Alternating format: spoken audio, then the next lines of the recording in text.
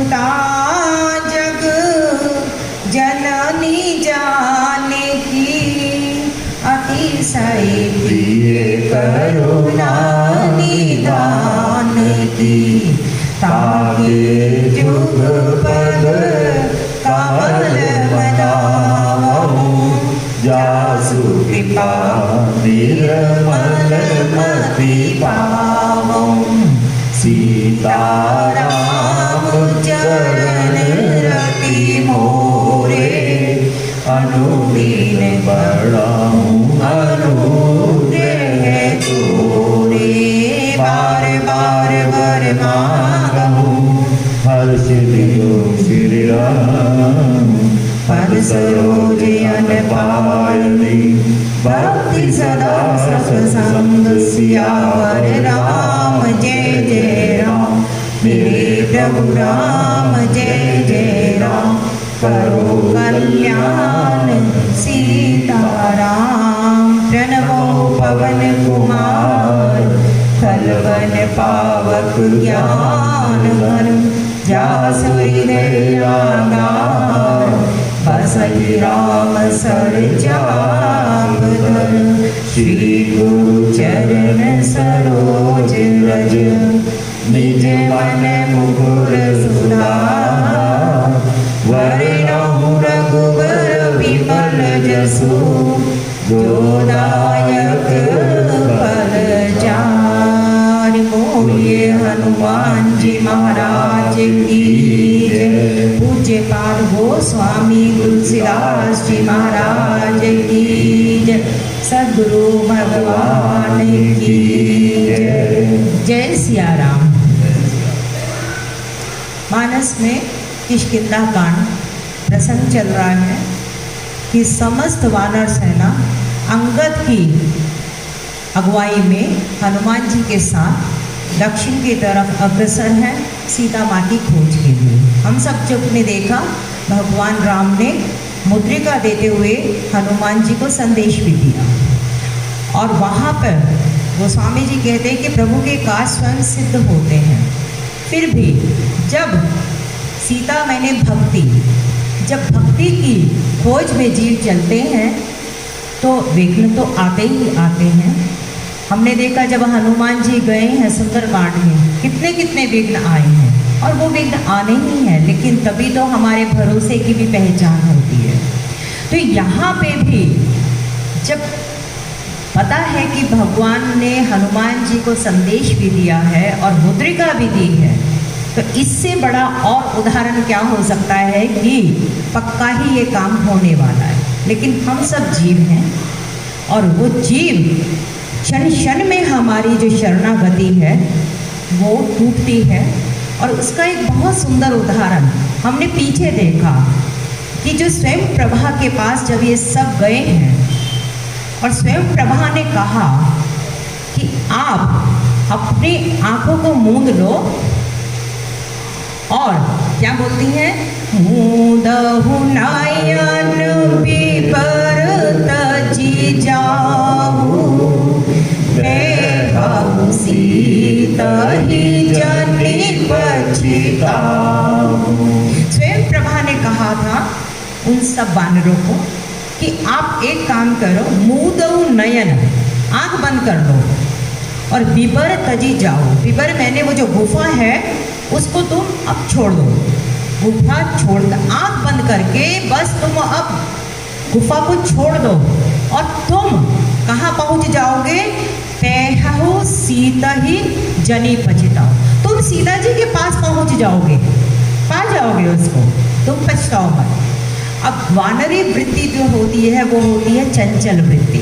हम सब ने भी देखा है कि आंख बंद करने के लिए कह दो तो फिर थोड़ी थोड़ी देर बाद ना होता है कि बाहर क्या चल रहा है, आंख खोल के देखते हो, खोल देंगे।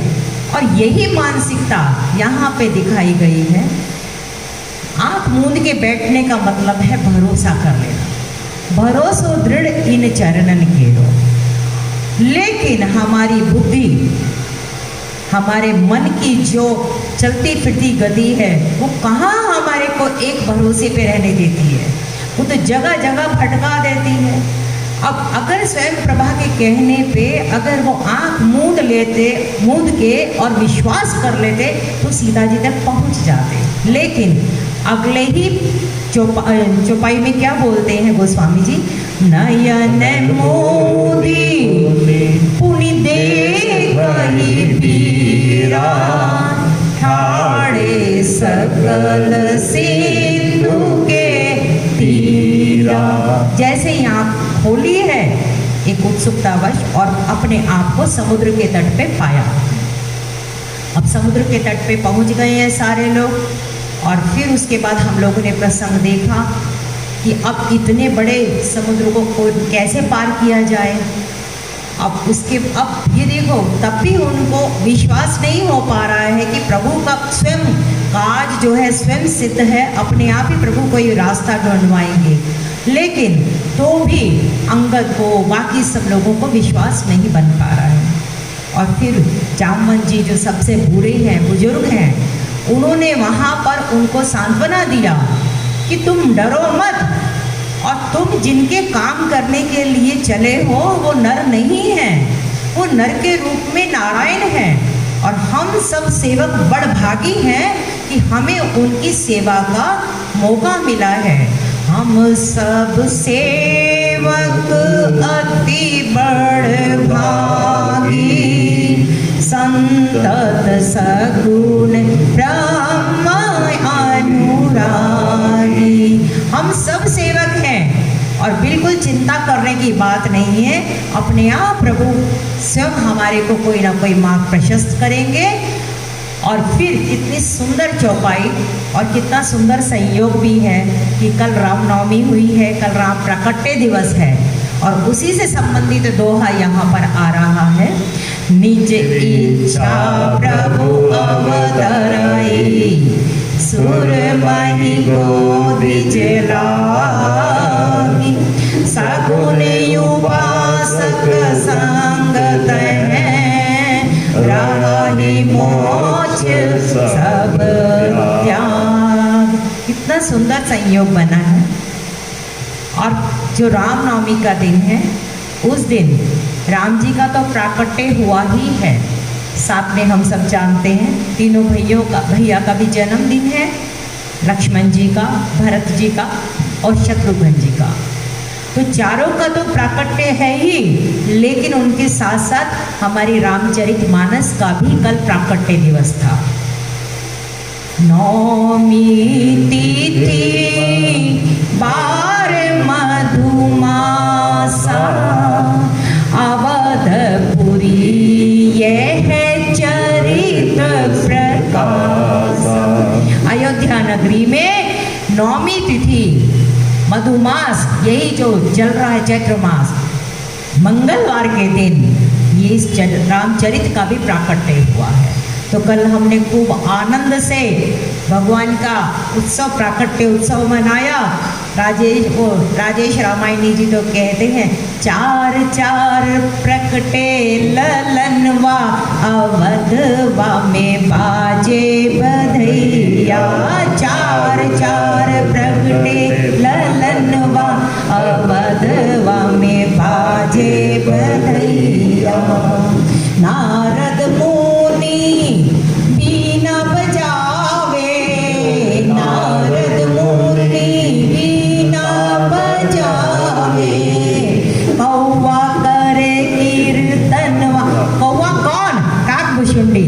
कौवा करे कीर्तनवा, अवध आज बाजे बधैया।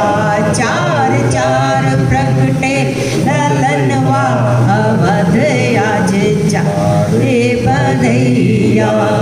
तन सुधि भूली मगन होई नाचत, तन सुधि भूली मगन होई नाचत। राजेश्वरानंद जी कहते हैं कि तन की बिल्कुल सुध नहीं है और सब मगन होके, जैसे हम लोग भी कल नाच रहे थे।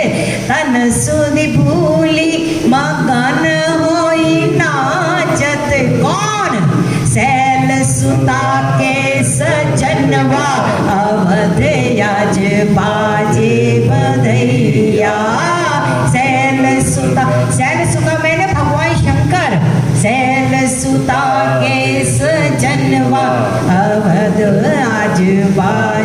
बदैया, चार चार प्रगटे ललनवा, अवध आज बाजे बदैया। मानस में आता है भगवान का प्राकट्य दिवस हुआ, कितने समय तक तो आनंद उत्सव चलता रहा वहां पर।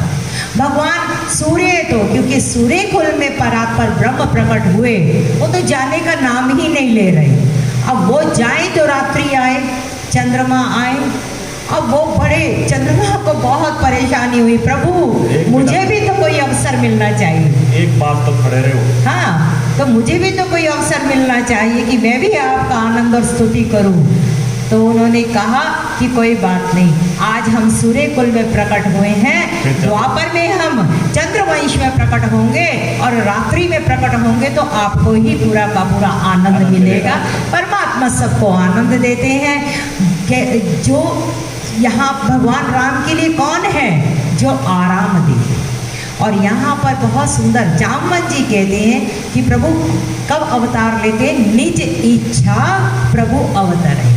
प्रभु अपनी इच्छा से अवतरित होते हैं भक्तों, और किसके लिए? सुरमयी गो द्विज लाभ। सुर मैंने देवता, मही मैंने धरती, गो मैंने गाय, और द्विज मैंने जिनका दूसरा जन्म हो चुका है। दूसरा जन्म मैंने, जो द्विज हमारे यहाँ शास्त्रों में तीनों जातियों को बोलते हैं, ब्राह्मण को भी बोलते हैं, क्षत्रियों को भी बोलते हैं और वैश्यों को भी बोलते हैं शास्त्र के अनुसार। तो द्विज का मतलब, और यहाँ पर द्विज ब्राह्मण के लिए बताया कि जब ब्राह्मणों पे कुछ, ब्राह्मण में नहीं कौन, जो हर समय ब्रह्म में रमण करता है वही तो ब्राह्मण है। तो इनके लिए वो अपनी इच्छा से अवतरित होते हैं। और जो सगुण उपासक हैं, संग तह रहे, जामवंत जी कह रहे हैं सभी वानरों को कि जब प्रभु आते हैं और सगुण रूप धारण करके आते हैं, तो जो सगुण उपासक हैं, जो भक्त, एक है निर्गुण उपासक और एक है सगुण उपासक। जो सगुण उपासक हैं, जो अवतार, जो परमात्मा पर ब्रह्म अवतरित हुए हैं धरती पे, उनकी जो उपासना करते हैं, उनको मुक्ति नहीं चाहिए। मुक्ति जो है सालोक्य, सामीप्य, सायुज्य, सारूप्य, ये सब मुक्तियों को इधर उधर करके बस हमेशा कि प्रभु आप ही के चरणों में हमारा प्रेम बना रहे, और हमें कोई यहाँ पे कोई मोक्ष नहीं चाहिए। भक्त तो हमेशा, सगुणोपासक भक्त तो हमेशा प्रभु के चरणों की भक्ति मांगता है, उसको मुक्ति की इच्छा नहीं होती है। और इस प्रकार को स्वामी जी कहते हैं, जामवंत ने उनको, सब वानरों को सांत्वना दी कि तुम मत डरो, यहाँ पे जो ये प्रभु आए हैं अपनी इच्छा से आए हैं, और हम सबके देवताओं के, क्योंकि जितने भी ये वानर सब थे, ये सब देवताओं के ही अंश थे। जामवंत जी भी तो ब्रह्मा के ही अंश हैं, कि हम सब के भी ये कष्ट दूर करने के लिए आए हैं। एही विधि कथा कहाई बहुभांति, गिरिकंदरा सुनी संताति। वानरों में ये सब बातें हो रही हैं और जामवंत जी उनको कथा सुना रहे हैं, और मानस में हर कोई कथा सुना रहा है। यहाँ तक कि मंदोदरी भी रावण को कथा सुनाती है राम की। और यहाँ पर ए विधि कथा कहाई बहु भांति, अलग अलग प्रकार से किसके लिए कथा सुना रहे हैं वो, कि कैसे भी करके इन सब का जो भरोसा इस समय उठ चुका है कि अब क्या होगा आगे। और यह आप सबने अनुभव करा होगा, जब कभी प्रतिकूल परिस्थितियां आ जाती हैं तो व्यक्ति के, बड़े बड़े लोगों के भरोसे टूट जाते हैं। यहाँ पे जामवंत जी कहते हैं कि आप सोचो, इन्होंने खरदूषण को मारा, इन्होंने जो भगवान शंकर का जो धनुष था, जो किसी से टूट नहीं पा रहा था, उस धनुष का उन्होंने मर्दन किया, उसको तोड़ा। कितनी कितनी लीलाओं का, ताड़का को मारा, सुबाहु को मारा। तो यहाँ जितनी अभी तक अरण्य कांड की सब लीला करते आ रहे हैं प्रभु, जयंत की कथा बताई, हर पूरी की पूरी जितना, जिससे कि इन सब वानरों को विश्वास हो जाए, भरोसा हो जाए कि हम सब परमात्मा के लिए ही नियुक्त, कोई ऐसे किसी नर के लिए नहीं कर रहे हैं, तो परमात्मा अपने आप ही कोई रास्ता बताएगा। और आप लोगों ने देखा होगा कि कभी कभी व्यक्ति को इतनी ऐसी परिस्थिति प्रतिकूल आ जाती है कि उसको कोई रास्ता सूझता नहीं है, फिर वो सब छोड़ देता है, और जब सब छोड़ता है तभी कोई एकदम रास्ता भी दिखा देता है। यहाँ पर इस समय सब इतना बड़ा समुद्र है। गोस्वामी जी ने इन्हें पत्रिका में इस समुद्र को, जिसको हनुमान जी ने लांघना है, इसको देह अभिमान का समुद्र बताया है। ये हमारा देह अभिमान भी एक समुद्र है, इसको पार करना भी कोई हनुमंत जैसा तत्व ही पार कर सकता है। हम सब जैसे लोग तो कहाँ इस समुद्र को पार कर पाए, और इसी के लिए कौन पार कर, और ये सब बातें अभी वो सोच रहे हैं कि होगा नहीं होगा, ये सब वार्तालाप अभी चल रही है। और इतनी गोस्वामी जी कहते गिरी कंदरा सुनी संपाति। अब यहाँ पहले भी एक बार बताया गया था, इसी किष्किंधा कांड में 4 गुफाओं का वर्णन किया गया है। एक गुफा का वर्णन पहले, जो मायावी राक्षस और बाली के साथ जिसका युद्ध हुआ था, एक तो वो गुफा थी जो अहंकार की गुफा बताई गई थी। एक गुफा यही है जहाँ संपाति है। ये गुफा जो है ये मन की गुफा बताई गई है। एक स्वयं प्रभा की गुफा थी, वो स्वयं प्रभा की गुफा जो है वो बुद्धि की गुफा है। तो और एक चित्त की गुफा है जहाँ पर भगवान राम बैठे हैं और प्रवचन पर्वत पे, वो चित्त की गुफा है।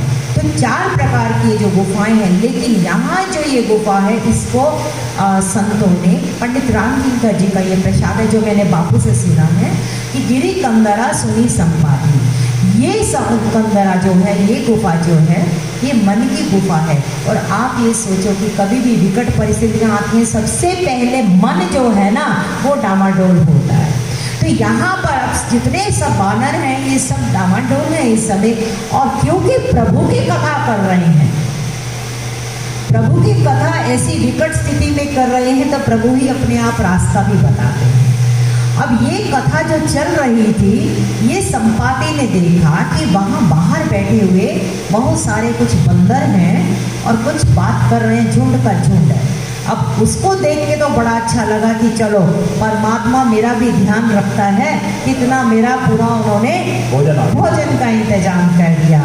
तो बाहर होई देखी बहु की सा मोहि आहार दीन जगदीसा। जैसे ही बाहर देखा, ओहो ये तो इतना सारा मेरा भोजन, परमात्मा कितने दयालु हैं, अब मेरे को भोजन की परेशानी रहती थी, अब अपने आप ही प्रभु ने मेरे को भी यहाँ पर जगदीशा का कहने का मतलब है जो जगत के ईश हैं, जो सारे जगत का ध्यान रखते हैं, उन्होंने मेरा भी ध्यान रखा और मुझे बैठे बिठाए यहाँ पर उन्होंने भोजन उपलब्ध करवा दिया। ऐसा मन में विचार करके संपाति बाहर जब आ गए, और हम सब ने देखा जिस समय सुरसा भी आई है तो वो भी तो हनुमान जी को अपना आहार ही बनाने के लिए आई थी। भक्ति की राह पे जब कोई चलेगा तो उसको सबसे पहले तो हर कोई व्यक्ति खा जाने के लिए ही ये विघ्न है, लेकिन इन्हीं में ही हमारी परीक्षा होती है। और जब यहाँ पर आया है वह संपाति बाहर, तो आज समाहि के वचन करहु दिन बहु चले आहार बिनु मरयु।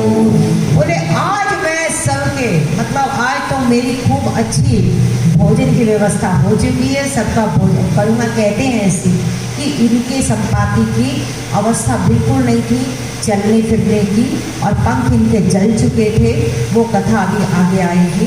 तो जल चुके थे पंख, तो अपनी कंदरा में ही बैठे रहते थे। और इनका एक पुत्र था सुपार्श्व, वो कभी कभी थोड़ा थोड़ा भोजन कभी कभी दे दिया जाता, दे के चला जाता था, लेकिन उतना नहीं होता था कि जितना उनको उनकी क्षुधा को, उनकी भूख को समाप्त कर सके।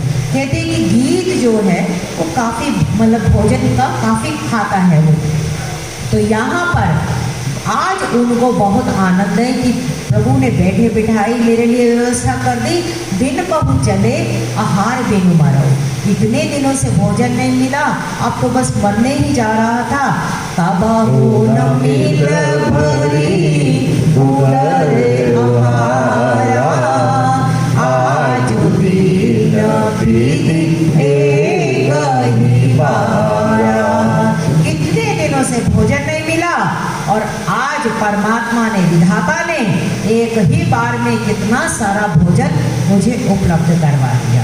अब देखो, जो बाहर लोग बैठे हैं वो अपनी ही परेशानी में बैठे हैं और अंदर वाला जो बाहर आ रहा है वो उनको भोजन बनाने के लिए आ रहा है। हमें नहीं पता यहाँ क्या घटना, ये तो परमात्मा ही बचा रहा होता है।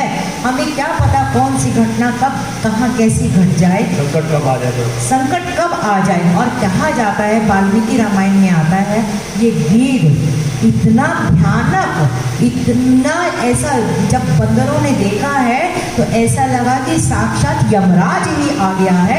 इतना विशाल काय उनका शरीर था।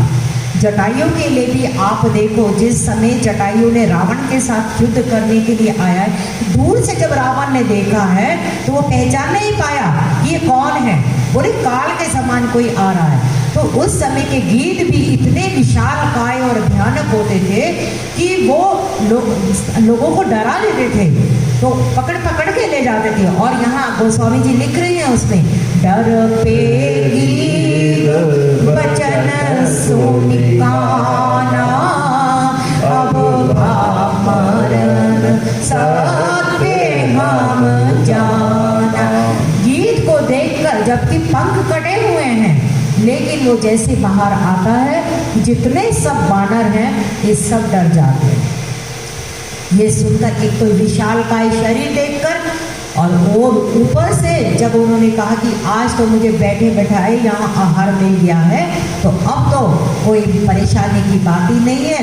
सारे जितने बानर भालू सब थे, सब डर गए और उन्होंने कहा अब तो पक्का हो गया। क्यों? क्योंकि अगर हम सीता जी की खोज के बिना जाते हैं तो सुग्रीव ने हमें बोल रखा है कि तुम वापस आए अगर सीता जी की खोज के, तो फिर मैं तुम्हें मार दूंगा। और सुग्रीव के बारे में कहा जाता था वो अत्यंत क्रोधी व्यक्ति था, उसको गुस्सा बहुत आता था और उसका अपना रोब बहुत चलाता था वो। और इन सब वानरों का उसको बहुत भय भी था कि अगर हम लोगों ने काम नहीं किया तो हम चले गए तो वैसे मरेंगे, और अब यहाँ पर हमें वैसे ही मारने के लिए कोई आ गया। सागर हम पार कर सकते नहीं, सीता जी की खोज हमारे को हो ही नहीं पा रही है, रास्ता तो कोई सूझ ही नहीं पा रहा, क्योंकि समुद्र तट एक ऐसी सीमा आ गई कि अब इसके पार आगे कौन जाए।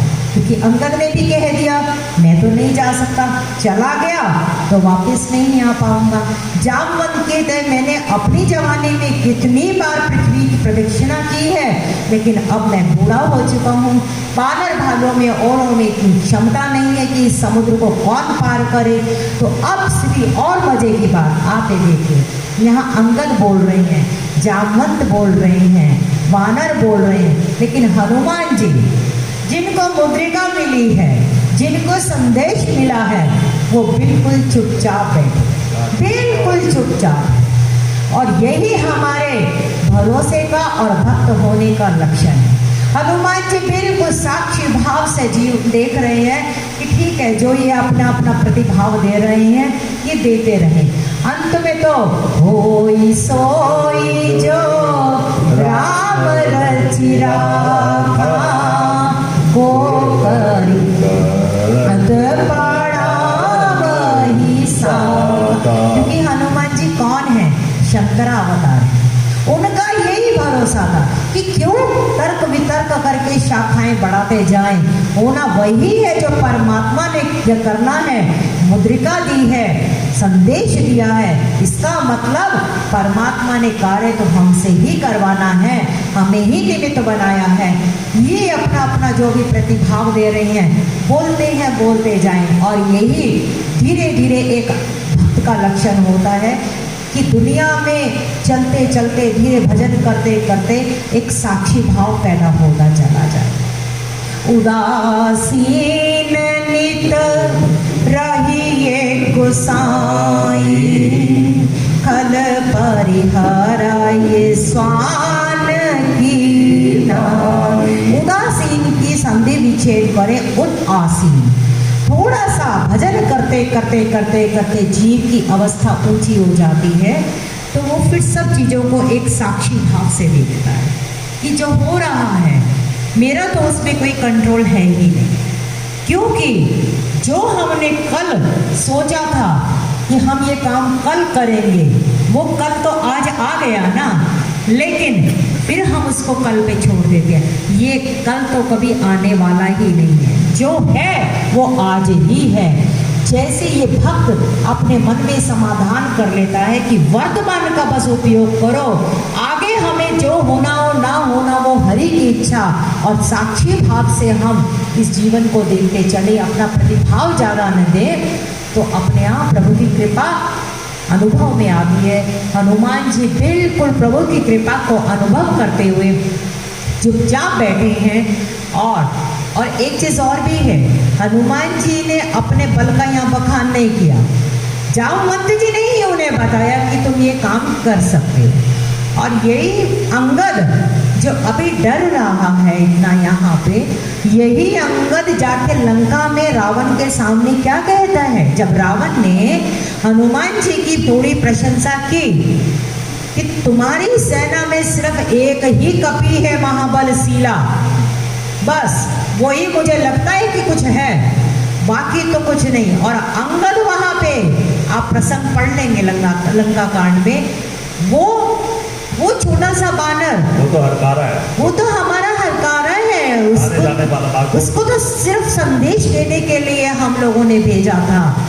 उसको अगर हे रावण तू समझता, ये अंगद का वाक चातुर्य भी था, वो राजदूत है, वो रामदूत नहीं है। रामदूत कभी झूठ नहीं बोलेगा, लेकिन राजदूत, क्योंकि राजा को ये अधिकार है कि वो साम दाम दंड भेद कैसे भी अपने शत्रु को पराभव करवाए।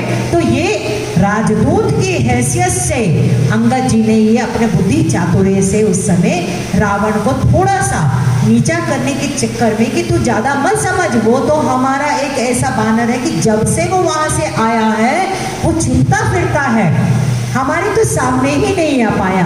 अब कोई ये समझे कि ऐसा अंगद कैसे बोल सकता है, पर नहीं, वो राजदूत है। राजदूत को अपने राजा के हित का करने के लिए कुछ भी कहना पड़ेगा। तो यहाँ पर, और यहाँ यही अंगद है जो अपनी बुद्धि को विचार करके इस समय ऐसी बात करता है जटायु की जिससे पूरी घटना बदल जाए। तो रामदूत हनुमान जी इस समय बिल्कुल शांत मुद्रा में है, जिससे हमें एक बहुत सुंदर सूत्र मिलता है कि ऐसी भी परिस्थिति हो, कुछ भी विकट अवस्था आ जाए, यहाँ तक कि मरने तक की अवस्था आ जाए, तो भी व्यक्ति को अपना भरोसा नहीं छोड़ना चाहिए। भरोसो दृढ़ इन चरणन केरो, जिसके चरणों में भी जो भी हमारा इष्ट है, बापू तो बोलते हैं एक हमारा ग्रंथ होना चाहिए, एक हमारा मंत्र होना चाहिए, एक हमारा संत होना चाहिए, और एक हमारा कंत होना चाहिए। कंत मैंने हमारा इष्ट, अब सौंप दिया इस जीवन का सब भार तुम्हारा, फिर जो है सो है, जो होगा तो देखा जाएगा, अपने बस में तो कुछ नहीं है ना। अब कई बार क्या होता है, ट्रेन एरोप्लेन मान लो हम लेने चले और वहाँ पर पता लग जाए 2 घंटे लेट है फ्लाइट, लोगों को इतनी परेशानी हो जाती है, या ट्रेन लेट हो जाए कि अब क्या होगा, पता लगे 5 घंटे डिले हो गई है ट्रेन, इतनी मन में डामाडोल हो जाती है, ये करें वो करें। अरे अब करने को है क्या, हमारे बस में तो कुछ भी नहीं है ना कि हम ट्रेन को समय पे बुला लें या प्लेन को समय पे बुला लें। अब तो जो होना है वो तो होगा ही होगा। ऐसे ही हमारे जीवन में आप भी कुछ अनुभव करते होंगे, क्या जितना हमने सोचा है 99% वो चीज़ें होती हैं हमारे जीवन में। हम तो पता नहीं क्या क्या ख्वाब बना के रखते हैं अपने मन के अंदर, ऐसा होना चाहिए वैसा होना चाहिए, लेकिन हो पाती हैं 1% ही होती होंगी, वो भी उसकी कृपा से ही होती है। अपने बस में तो कुछ भी नहीं है, इसीलिए किसी के चरणों में अगर हम भरोसा रख के बैठ जाते हैं तो घटना घटती है। यहाँ पे हनुमान जी के चरित्र के माध्यम से हमें ये मिलती है सांत्वना, कैसी भी विकट परिस्थिति हो, परमात्मा के चरणों में ध्यान लगाए हुए बिल्कुल एकदम अचल अवस्था में जब हम बैठे, देखो जब हनुमान जी का एक जो चरित्र देखा होगा आपने, चित्र देखा होगा, बिल्कुल ध्यान अवस्था में बैठे होते हैं, कहीं इधर उधर कुछ नहीं। कथा में भी ऐसा बोलते हैं कि हनुमान जी सबसे पीछे बैठते हैं और आंखें बंद करके हाथ जोड़कर आंखों से अश्रु बहते हैं। यही उनकी, जिसकी आंखों से अश्रु आ जाए समझ लेना कहीं हनुमंत तत्व को उन्होंने छुआ, वो हनुमंत तत्व के लक्षण हैं। ऐसे ही हनुमान जी आज यहाँ पे सब परेशान है कि अब भाव मरण सत्य हम जाना, बस अब तो मरने वाली बात है, अब तो पक्का हो चुका, सत्य बात हो गई। कपि सब उठे गीत कह देखी, जामवंत मन सोच बिसेरी। गीत राज जैसे ही आए हैं संपाति, इसी समय सारे वानर एकदम उठकर खड़े हो गए डर के कारण। और जामवंत जी जो अत्यंत बुजुर्ग हैं और अभी तक सबको अभी उपदेश दे रहे थे कि ये नर नहीं है ये ब्रह्म है, उनके मन में भी सोच आ गई। कुछ नहीं पता कि किस समय बोलने वाले का भी भरोसा डावाडोल हो जाए। ये भरोसा जो है ना, जिसका टिक जाए तो वो हरि की कृपा ही होगी। ब्रह्म यहाँ पर जामवंत जी के मन में भी सोच आ गई कि पता नहीं क्या होगा। अब तो ये तो पक्की बात है, सामने तो अब कोई दिख ही नहीं रहा समाधान। और कहे अंगद बिचारी मन माही, धन्य जटायु सम को न।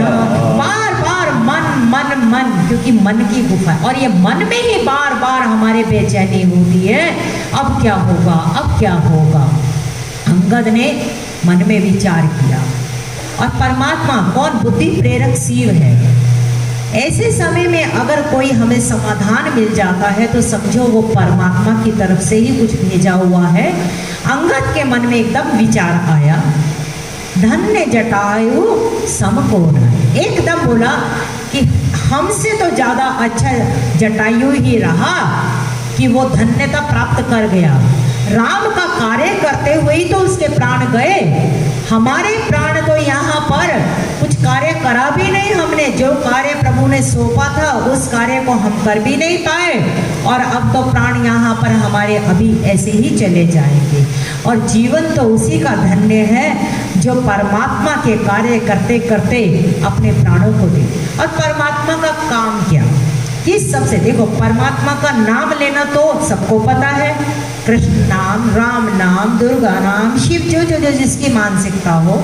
लेकिन परमात्मा का काम क्या है, ये सबसे बड़ी एक समस्या है हमारे लिए कि काम, हम जब जीव इस जगत में आए हैं तो राम का काम क्या है। जिसको विभीषण जी को भी कहा ना कि तुम नाम तो लेते हो लेकिन राम का काम भी तो करो, तभी तो परमात्मा तुम्हें प्रेम करेंगे।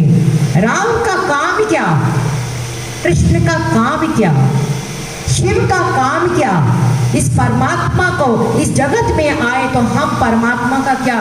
तो सबसे बड़ा काम तो यही है दो स्तरों पे। एक तो देह धरे के फल यह भाई, भजिए राम सब काम बिहाई।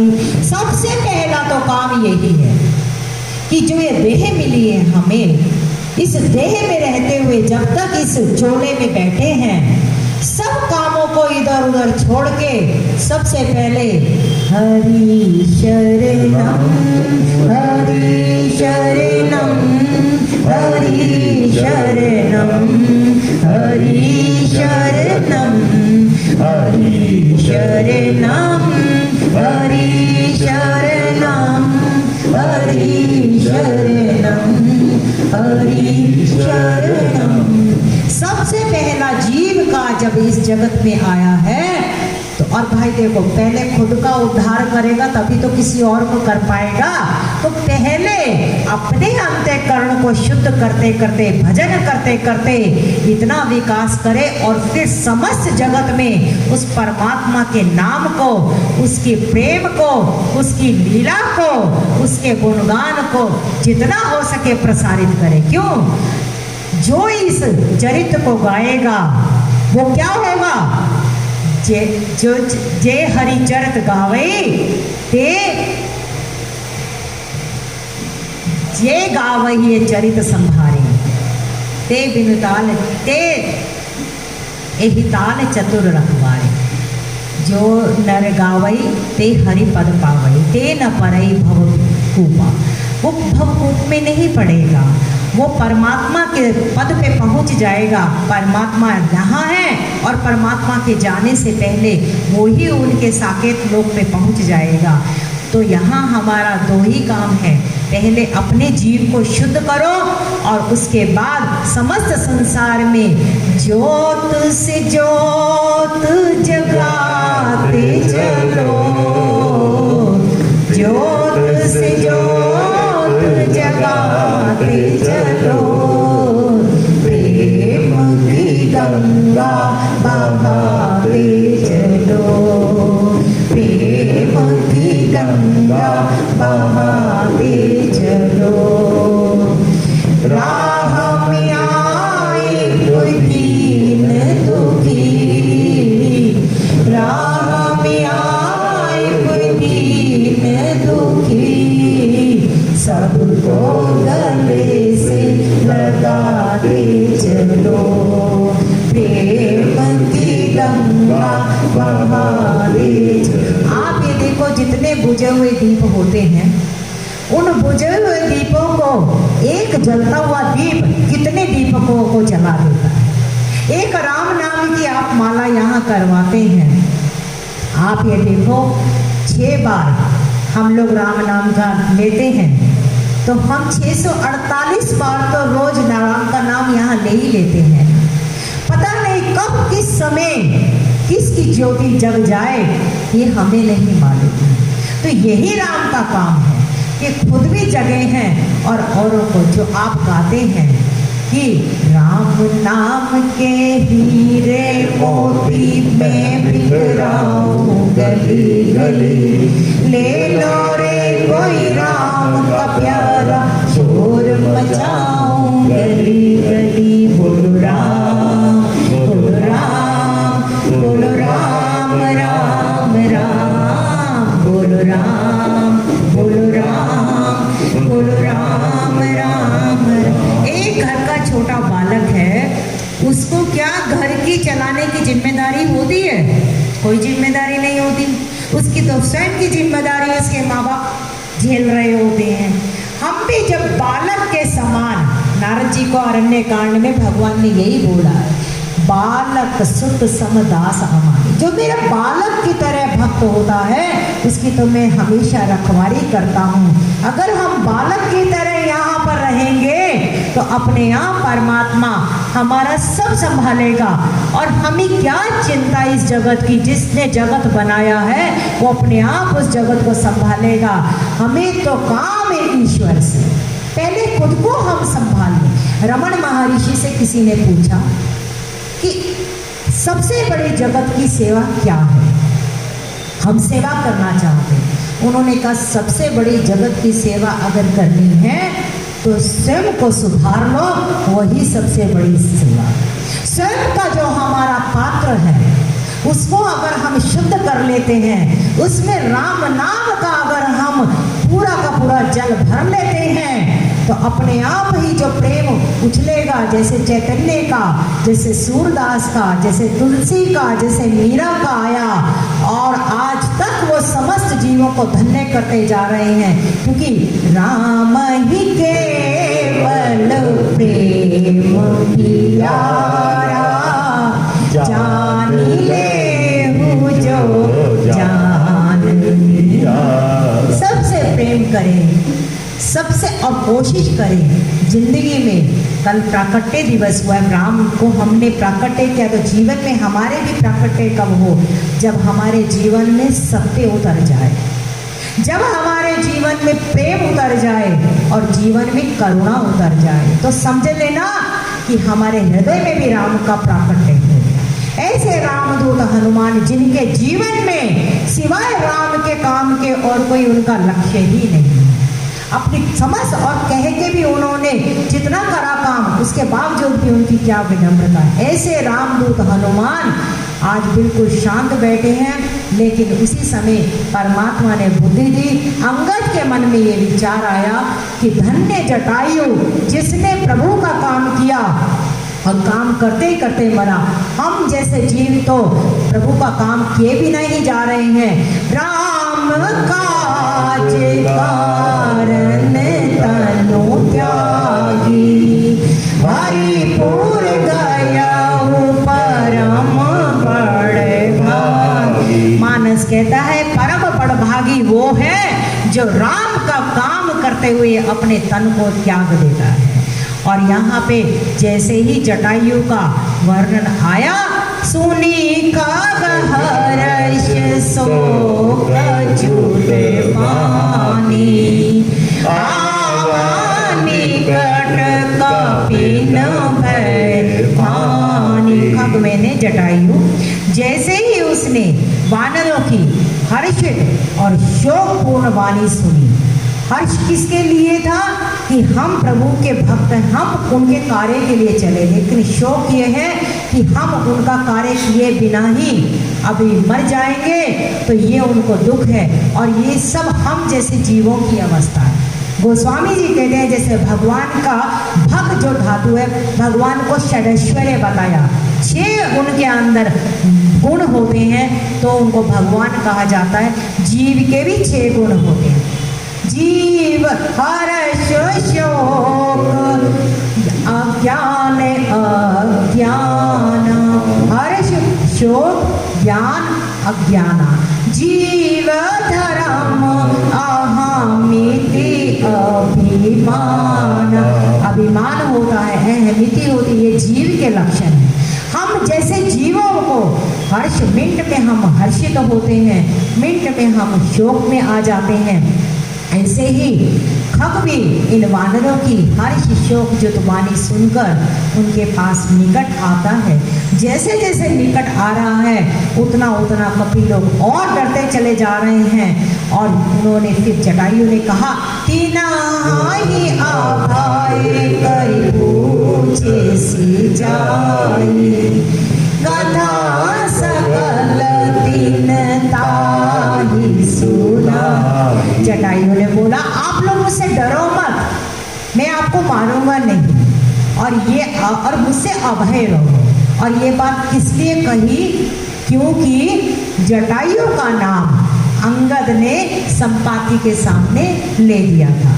हम सब जानते हैं जटायु और संपाति दोनों भाई हैं। अगले प्रसंग में उन्हीं की वो कथा आएगी। जैसे ही अपने भाई का नाम सुना है, तो ये स्वाभाविक है, अपनी जाति का, अपने भाई बंधु का नाम सुनते ही व्यक्ति को एक उत्सुकता होती है कि कौन लोग हैं जो मेरे भाई के बारे में बात कर रहे हैं। हो सकता है हमें तो बहुत दिन हो गए मिले हुए, हो सकता है ये उनका कुछ संदेश हमें सुनाए। तो इसीलिए वानरों के पास जाकर स्वयं जटायु ने, संपाति ने उनको अभय दान दिया और कहा, मुझसे मत डरो और आप बताओ कि आप कौन हो, यहाँ पर किस लिए आए हो। गोस्वामी जी कहते हैं, कथा सकल तिन ताहि सुनाई। यहाँ पर वानरों ने भी संपाति को पूरी की पूरी राम कथा ही सुनाई। मानस में सिवाय कथा के और कुछ है ही नहीं। इसीलिए हमारा भी एक कर्तव्य बनता है, जब जब हम बाहर जाएं कथा को सुनकर, चाहे 1 सूत्र 2 सूत्र कुछ भी जो मिले, बच्चे मिले, कोई भी मिले, तो उनके पास आप उनको बरबस बैठा के सुनाओ। नहीं सुनते हैं ना, कोई बात नहीं कि 2 मिनट ही बैठ जाओ, फिर क्या होगा, या तो वो बोर होकर आपके पास से दूर हट जाएंगे और भजन करने का मौका मिल जाएगा। जरा सी कोई इधर उधर की बात करने आया तो भाई वो जरा प्रसंग एक बार मैंने सुना था वो सुन लो, आपका भजन हो गया। अगर उसने सुन लिया तो उसका भाग्य है, और नहीं सुना चला गया, आपको भजन करने के लिए फिर मौका मिल जाएगा। संसार से तो ऐसे ही बचा जाएगा, वरना संसार नहीं छोड़ता।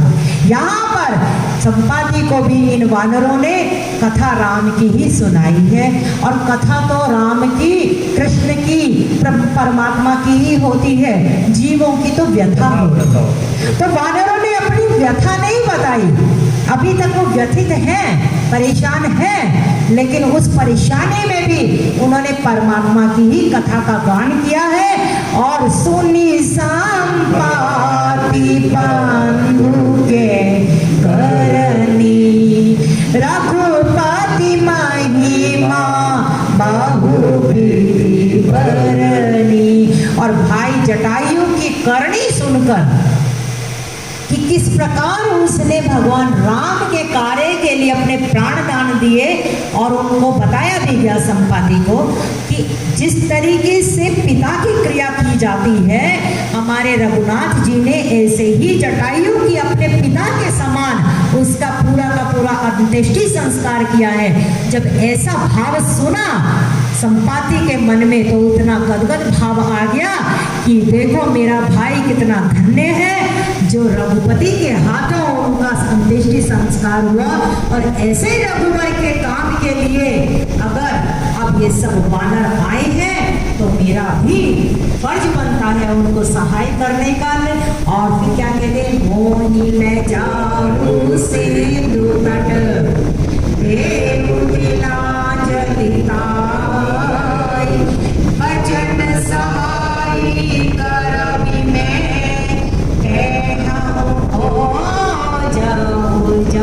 वानरों को कहते हैं मुझे आप सिंधु के तट पे ले जाओ। ऐसा कहा जाता है सिंधु जो है समस्त तीर्थों का राजा है, क्योंकि समस्त नदियाँ उसी में ही जाकर समाहित होती हैं। तो बोले मुझे वहाँ लेके जाओ, मैं अपने भ्राता का तिलांजलि दूंगा, और मुझसे जो वचन की सहायता होगी, शरीर से तो मैं कुछ कर नहीं सकता, लेकिन जो मेरी वचन से सहायता होगी वो मैं जरूर करूँगा। इस प्रसंग से हमें ये मिलता है कि ऐसी भी विपरीत परिस्थिति हो, अगर प्रभु की शरण में पड़े हैं, भरोसा है और उसी की कथा, तो अपने आप ही वो आगे का रास्ता बनाता चला जाता है। इसी और संपाति का आगे का क्या प्रसंग रहा, इसका कुछ और गुणगान कल किया जाएगा। सो हरे राम